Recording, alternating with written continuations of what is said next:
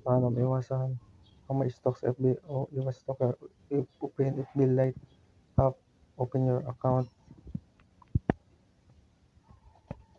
click your profile,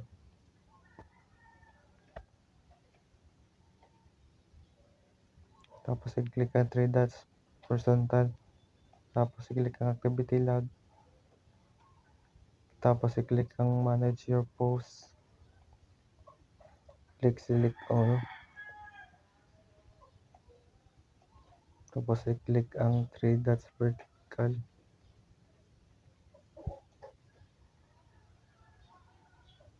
click edit privacy, click friends, click done. Okay, don't forget to like and subscribe and hit the notification bell para lagi kang updated sa akong mga video about sa vlog, tutorial, and unboxing.